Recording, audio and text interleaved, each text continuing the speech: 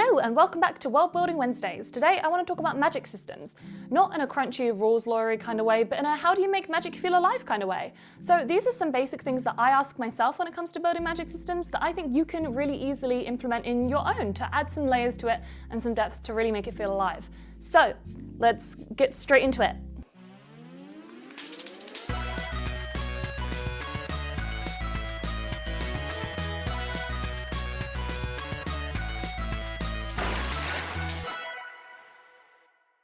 Yes, so today we're going to be talking about magic systems because a lot of magic systems technically work from a technical perspective and a functional perspective. They work, but they feel a little bit flat or abstract or mechanical instead of something which is a little bit dangerous or intimate or even costly to your characters. So today we're going to be running through a few things that you can do to build a magic system that feels present in your world. One that characters can react to, one which they might fear, one which they might crave, and most importantly, one which all of your characters that exist within this world are going to have to live with. Personal tip number one when creating a magic system is to give your magic a sensory weight. This is honestly my favorite and probably one of the easiest ways to instantly level up your magic system. Magic should feel like something. And what I mean by this is you should ask yourself some questions like, what does it feel like? What does magic feel like when it's cast? What does it feel like in the hands? Does it travel through and up? Does it go through the fingertips? Like, is it warm? Is healing magic warm while necrotic is cold and empty? How do the different types of magic that can be cast feel when they're cast? Does magic have a literal weight? Is it heavy in the hands as it's cast, or heavy coming out of a wand? Does it feel like you're being weighed down? Or is it light, Does it feel like feathers bursting out of the fingertips? Does it have any kind of residue? Is there a smell in the air after magic is cast, or a taste in the mouth? Maybe fire magic smells like burnt copper or singed hair, whereas healing magic leaves your fingers feeling like they're aching, like you've just had to massage something over and over again, or like you've been gripping at something too tightly if the person is on the verge of death and you're trying to pull them back. How does different ways of casting affect how magic feels? I feel like the most important thing that sensory details do is that they have this way of grounding magic in the body. So especially if your magic travels, it becomes this physical sensation. It makes it feel like it's more of a choice rather than just a button pressed magic happens. If there's this sensory detail to magic, especially one which can be a bit costly, I'm trying to resurrect someone from the grave. How is that going to make me feel? It has this idea that there is a texture to magic and a characteristic which can't be ignored. And this can then go on to something that I'll be building off later, is that magic can be costly. So the more magic you do, the more impact it could have. What if fire magic quite literally burnt your hands? What if casting huge fireballs actually really hurt because you felt it singe through? Even if there's nothing left over on your hands afterwards, what if you actually had that sensation, and how would that then affect magic itself? If healing magic felt like warmth and happiness, maybe you had to draw on happy memories for it to go through. This is the case in a book I'm reading called the Fire and Ash series, where one of the characters, whenever she wants to heal somebody, she has to go through happy memories, and it feels like warmth and it feels like this glow. And it feels nice, but then when she has to do this, it comes from times where her loved ones are dying in front of her. Like, how is that she then going to have to pull up these memories? And she's surrounded in this glow and this light while her friends are dying in front of her. How does that have its own emotional weight because of the physical characteristics of magic? It also can create this idea that there are textures and characteristics of magic which can't be ignored. What I mean by this is, can you tell in a room when magic has just been cast? Because there is also the external factors of magic having texture as well as the internal ones. So the internal ones are like, how does it feel in my fingertips? The external ones are, how does it affect and shape the world? Does it feel heavier? Does the air feel heavier when something has just been cast? Does it feel electrified? Does it feel like you can almost feel the magic in the air? And then how does this then become a plot point, If somebody who swears that they can't use magic, they would never touch magic, no way. Magic is awful, I would never do that. How do your characters react when this person says this, but they walk into a room and it's very clear by the air that magic has just been cast? What if they're on their way to save some hostages and they're too late and they can tell that some magic has just been cast and when they've walked into a room and now they have to start back from square one? Magic can have external and internal textures and characteristics which really level up immediately and then have knock-on effects to both the internal world of your character and how they experience the world and how they experience their body, and the external world around them, which is really fun, and you can have both too. I'm of the opinion that every good magic system that I've come across, magic itself has had some kind of cost, and it doesn't always have to be damage or health points. Sometimes it can be exhaustion, and even this is like, we've seen it, but there are some really interesting costs which you can look at outside of just the physical toll. For example, time. You know, this is a really interesting one that you can play around with. How much time does it take to cast a spell? Or even, do you pay with life, you know? Does magic cost X amount of months or years or seconds off your life every time you cast it? Do you have to give up a memory? So this is one which I came across within a book called Quicksilver, where when you want the material to do what you want to, it asks something from you. It asks usually for a memory, sometimes a song or a joke, and afterwards it's just taken completely out of your brain. And I really love this. Another idea is physical tells. So fourth wing, for example, when somebody decides to channel from the earth rather from the sky, there's a tell where their eyes become red and bloodshot, and if they use enough of it, they start getting these creepy lines around their face. There is this physical tell when they're using magic that they shouldn't be supposed to be doing, and it is really costly because that has a knock-on effect of a social cost as well.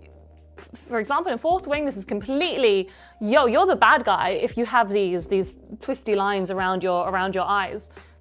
No, don't be casting that kind of magic. But there is other kind of like social things as well which can go with this. You know, is it magic not allowed?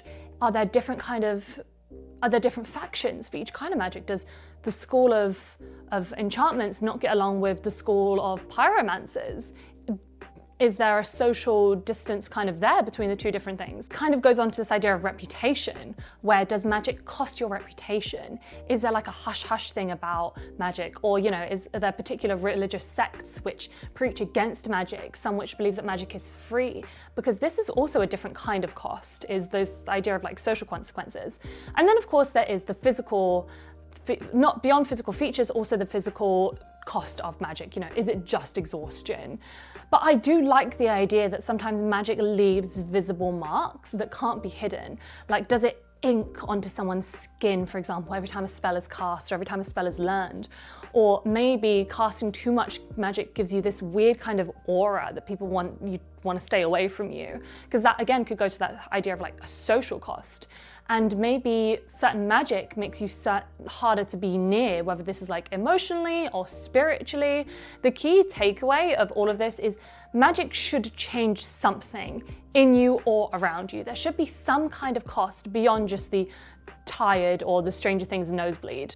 These kind of effects also anchor your characters, because if a character can use powerful magic constantly with no long-term effects, it stops feeling special and stops feeling dangerous. Like, of course, hey, I'm a powerful wizard. I spent all these years learning these spells. Okay, now you're busted. You know all these spells. Sure, you put the time in, but that's it. It kind of ends there. This is where magic starts feeling a little bit flat, in my opinion, because there are no real stakes unless there is some kind of cost. And I think this is a great balance in between the two, where you can give a cost to magic and kind of almost handicap your characters a little bit with magic by putting some like shackles around their legs, but make it more interesting. It raises the stakes in your society, which I think is pretty cool. My next point is this idea that magic should shape culture. So this is super interesting, and a lot of people miss this beat in world building, is that a magic system shouldn't exist in a vacuum. You don't have the world here and then the magic here. They're interwoven with one another. In a world where magic exists, it's everywhere, like we have electricity everywhere. Ask yourself, how does society treat magic users? This is a great way to start. Is it just normal? Is it everyday? Are they wary of them? Are there particular types of magic they're wary of and others that they accept? Is magic then regulated, or celebrated or feared, and each one of these creates a whole different dynamic within your world. Is it regional? You know, do the elves love and celebrate magic, whereas the dwarves fear it and have it banned and regulated? Another really interesting idea is who then gets access to it and who doesn't. So, and how does this change hierarchies in society? Another thing to think about is if healing magic exists, what does that do to medicine? Is there even still medicine? Are all hospitals just full of healers, or are there still people that take the time to learn how to stitch skin? And how does this vary, and how does this change between your own characters? If resurrection exists, how does society view death?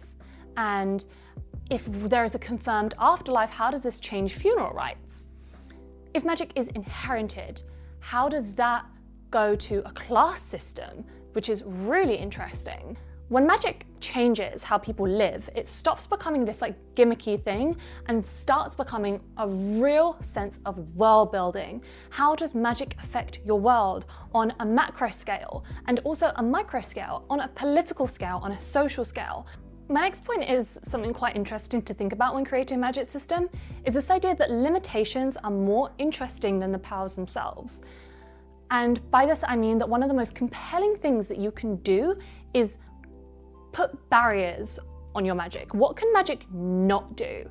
Because clear limitations to magic force magical creativity and creates this idea of tension. So with limitations, it means, like, let's say that they can't levitate. You can't fly if you have magic, but then are you able to jump really high? Are you able to jump really high and then grab onto something from far away and propel yourself forwards? This can create a really interesting sense of creativity where you yourself end up playing with your magic system. It can also create tension. So with this, it's like magic cannot instantly transport you from one place to another place. So you can go really fast. You can go really fast, but you can't transport. And this is tense because now you have to run. You have to still get to this place. You can't click your fingers and you're magically there. And this brings us on to another great point. Limitations stop magic from being a one-stop solve all problem solver. Magic can't be used to solve every problem instantly, and then this goes on to create that tension and create the creativity. Maybe magic can't create something from nothing. This is another cool idea. So magic can't create something from nothing. You have to have some kind of like barrier. Maybe you can change the look of something, but you always have to have something. And maybe it could be of equal value, whether emotional or physical, or there's some kind of like equivalent exchange as well, which is very, very interesting play with this idea of equivalent exchange and balance in magic systems. But this is a really cool, fun limitation. An example from my own magic system is this idea of balance. You can never do something which upsets the balance. And if something that is done which does accept the balance, then the magic system itself will always try and regulate itself again. Something will always come into existence, or something will always be destroyed, which then hits at this balance. Something will always be done by the magic system to bring back this balance. And it's this idea that there are limitations behind that, of course. Another example of a clear limitation, which is really helpful, is that magic can't bring back someone who's truly gone. And I think, or resurrection magic has a disgustingly high cost. If you're gonna have resurrection magic, make it like the most costly thing for magic. Like you have to give up a piece of yourself, or you have to like kill 100 people or slaughter an entire army. Make resurrection magic, if you are going to have resurrection magic, the most costly magical thing. Otherwise, it just becomes oh, this character died, well, this now has no emotional weight anymore. I don't really care because they can just be brought back by the fountain of resurrection. You also don't even have to have so many big limitations. Another really fun idea with magic is maybe it only works under certain conditions. Maybe some magic can only be cast during certain moon phases, or magic is based on emotional states and you have to be in some kind of emotional state for it, or proximity to something. In general, limitations give your magic system personality, which is quite fun. They also give your characters something to push against or work in. Because like I said earlier, when there are boundaries in your magic system, some of your characters might be doing everything they can to really push these boundaries as far as possible. It just creates a whole another dynamic to your magic system, which makes it really fun for you as the writer to kind of get your characters to play in. Okay, so I've given you all these tips, but now I want to share with you one what I think is probably the best constructed magic system ever. Like, I want to give an example of a system that doesn't just look cool, but goes on to shape an entire world. And I want to talk about Mistborn, and specifically Allomancy that they have in Mistborn. So be warned, I've only read book 1, so I don't think there will be any spoilers in it, because this is obviously only what I know of it. But be warned, if you are reading Mistborn, to tread carefully in this next section. Maybe skip over it, or just accept that you've gotten the main bulk of the video now, so go and do your own thing. But I think that the Allomancy in Mistborn is one of the cleanest examples of how a magic system can feel logical, layered, political, dangerous, and this really like cool mythic thing all at the same time. Okay, so what is Allomancy? In Mistborn, certain people are born with the ability to ingest and burn specific metals. When they burn, these metals, they burn like internally, like you have a vial of these metals, you drink it, and then they burn. And each one has a different magical effect. So this is this idea immediately of limitation and of physical effect. Number one, you have to burn metals internally, and there is a feeling that goes with that, and a limitation of you need these metals, you need access to these metals. And each metal does something very specific. So iron, for example, can pull other metals towards you. Steel can push away metals. Pewter can enhance physical strength, but pewter is really interesting because it can also be used so that you kind of don't feel things at the time. But by burning pewter when you're hurt, there is that cost that later on you're gonna feel it. Tin heightens senses, but again, for example, the cost of this is you're burning tin and then someone claps really close to your ear, you're disorientated completely. Zinc and brass can manipulate emotions, and it is so genius. It is such a good magic system, and it's a good magic system because it's not a vague magic system. It's not just, I can cast a spell. It's a really good example of a rule-based magic system, which is physical, present in the world, and measurable. And Allomancy goes back to this idea that I last spoke about with having limitations. One of the reasons why Allomancy is so rich is because it's constrained. You can only burn the metals you are genetically capable of using. So there are mistings, and mistings can burn one, and Mistborn can burn all of them. So you are already limited by how you're born, you're limited by your genetics, and you're limited by the metals that you have physically in your body already. If you run out of metals, or you run out of little vials, because they can only burn for a finite amount of time, you run out of metals, you're fucked. And this creates a really natural tension. This natural tension is created because magic has now become resource management. So a fight suddenly isn't about who's stronger, it's about who planned better, who rationed their metals better, who anticipated what their opponent could do and what their opponent had. And this is really cool because it goes to how does that change how characters behave? You know, are they really anxious because they have to fucking kill this guy right now because they're on their last vial of metal, and once they don't have it, that's it. And also it creates characters who don't just charge in. They don't know that they can cast huge ass fireballs and they run into a fight knowing full well they can do that. They have to calculate how much they have rationed, how much they can use right now. And it goes on to be really not just good world building, but really good character building in turn, because it affects the psychology of the user. So now you have like the psychology and the physical traits of this user as well. Really, really cool, because it's how the world then alters the character as well as how the character alters the magic in the world. Really good magic systems, they go hand in hand. Another example of why Mistborn is really brilliant is this idea that it goes back to the social hierarchy, which is what I was talking about earlier, because Allomancy isn't evenly distributed. Like I said, there are mistings, people who can use mistings, people who can use one kind of metal, and there are Mistborns who can use all metals. And this creates this sort of unlevel playing field, right? Because if a Mistborn is going against a misting, the misting can... And then Mistborns versus Mistborns, really fucking interesting resource management game.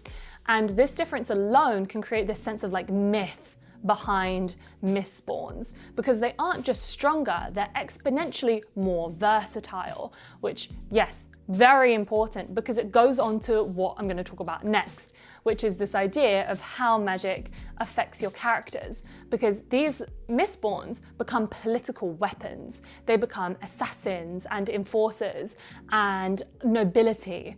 They are given like this extra place in society, so it goes on to affect the class structure of the world building and how wealth is distributed based on how power is distributed.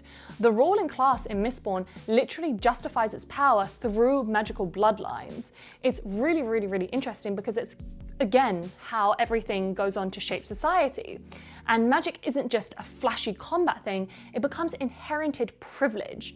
And then what happens when, okay, so now we're at a spoiler. If you're not past like chapter 3 of Mistborn for whatever reason, cut the video. Anyway, so what happens when somebody from the lower class of society has this upper echelon power, you know? How does this affect everything? Now we're talking social political commentary. Allomancy as well, visually, so good. Steel and iron users can push and pull against metal objects. So now suddenly people who do this can fly. Because think about it, they push themselves up and then they pull on something else, push and pull. They can launch themselves up through cities, and now you basically have this spider-looking motherfucker, like Spider-Man, just going through the city. Is brilliant. They can redirect projectiles and they can anchor themselves against heavy objects if something is pushing against them.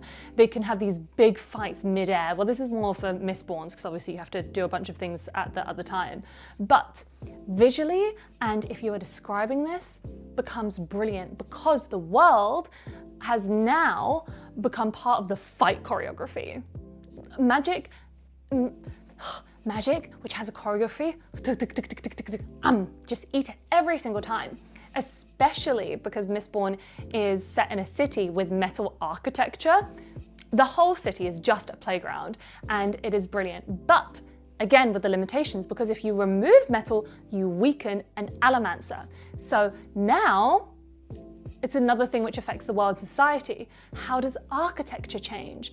If magic has this kind of like limitation, how does architecture change? Weapon design is now changed. Warfare has changed. Even what people wear, you know, people don't wear metal earrings because they can be pulled on. The key thing here with Mistborn is that the magic doesn't sit on top of the world. Like I said, it is weaved into every single aspect of it, from a small social level to a political level to an architectural level. Magic is so weaved into the world, and it is this elite tier world building with a magic system which is at the core of the world, which is, in my opinion, how it should be. Actually, okay, maybe not how it should be, because if you have like magic as like this hush hush thing, then yeah, the world isn't shaped by magic if it's like this underground thing. But if you are having magic as a prominent part of your world, it should shape your whole world. I feel like we've hit most of the points that I wanted to hit, but just sort of like ground off before we end. Magic doesn't need to be the most complicated system either. Part of the reason why Allomancy works so well is because it's such a simple system. You don't need 47 elemental branches, 52 different schools of magic, and 15 different resources for one spell. You just need consistency, consequence, and this idea of like human curiosity, even if you're dealing with immortals or werewolves, whatever. Curiosity. You can start somewhere small with one key idea and then let it grow. And also let your own magic system surprise you. Magic systems which grow organically will do exactly that. They will grow organically. And also remember, the first draft of your magic system isn't the final version. Magic systems are technical. Don't overthink them. Equally, I would say magic systems are something that you cannot underthink either. So yeah, world building is important, and world building should go alongside your magic system building. So build boldly and refine your systems ruthlessly. If something doesn't make sense in your system, it is better just to cut it than to try and weave it in, unless of course you figure out a way to do that solidly. If something doesn't feel solid or feels a little bit wiggly in your magic system, just refine it or cut it. Your magic system is probably so good without this one little aspect. You're fine. But yes, so have fun, and have fun breaking your own rules. And once you understand your own rules, have the best time playing around in this playground that you have created for yourself. Okay, right, I'm gonna end the video here because I feel like I hit all of the points that I wanted to hit. Hi, my name is Tay. I'm gonna try and do a series called Worldbuilding Wednesdays where we do exactly this. On Wednesdays, we build worlds together and I give you a couple facts and tricks, not facts, tricks, that's what I'm looking for. But yes, hi. So you can subscribe and we do a lot of things on other days as well. And we have a lot of fun here. So yes, hi, if this is our first time meeting. And if it isn't, then it's lovely to see you again. Either way, video is ending here. So I'm gonna go cut over to the end screen now. It's gonna be like a little transition of probably just a very simple blur. And then this animation of a potion bottle, which goes like poof and has Rose the Apothecary there. Okay, right, see you for the next video, bye!